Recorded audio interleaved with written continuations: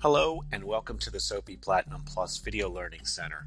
In this tutorial, we're going to discuss some additional configuration settings for the EMR. The first thing you're going to want to do is click the Admin tab and System Settings.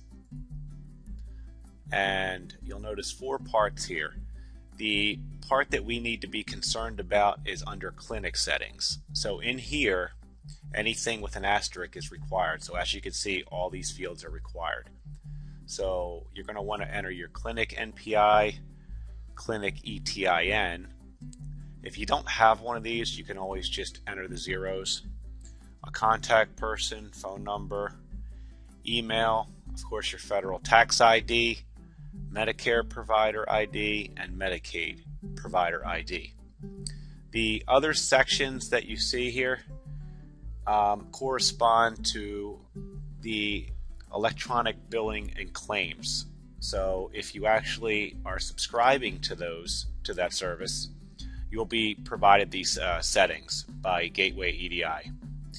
If not, you can just ignore these areas and fill in the appropriate data for this section. And when you're done, you're going to click the Save button and you'll get a confirmation. Now, next we're going to click the Configuration tab, and you'll notice there's a few templates here. We'll click on the SOAPe template, and this EMR allows you to create templates for either SOAPe notes, follow-up exams, or a final exam. And this just makes it easy to create reports and not have to manually go through and check or uncheck certain sections that you use frequently. So let's say we wanted to create a SOAPe note template, and we'll call it short SOAPe. And in a short SOAPe note, the only sections we want to include, let's say, are subjective and assessment, palpation, plan of care, and treatment.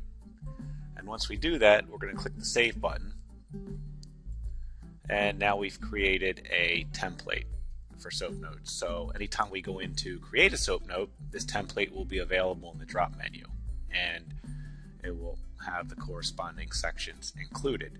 And the same can be done with follow-up exams or final exams. Moving on, we see the Lookup Master Tab here. We're going to click on this next. And to the left, you're going to notice several sections. And we'll click on one of these to begin the appointment type. And these are the types of appointments that have been entered into the database when you create new appointments. This was done from the scheduling screen. And as you can see, they're all here. They can be edited.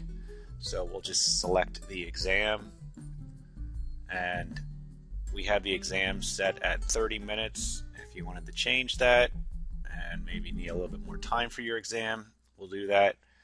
It's displayed as the first item in the menu and the color. We'll just keep it at red for now. And then just hit Save. And that will update the record. And we have categories for CPT codes. You can add or edit any of these. Restrictions, these are like for the patient's job. If you want to edit or add to this list, this is where you would do so. And same thing, to add a new one, you would just enter the name here, display order, and click Save. Employment status, same thing. Departments, these may or may not apply to your clinic. Dunning messages, these will appear on your patient statements at the bottom. Employment information, if you want to add several employers to this list or this database, you can do so from here. A little bit of insurance information. I don't recommend deleting any of this stuff in these areas as it's used quite frequently. Icd-9 codes. There's the various categories. Once again, I would highly recommend just leaving these as is. Insurance types.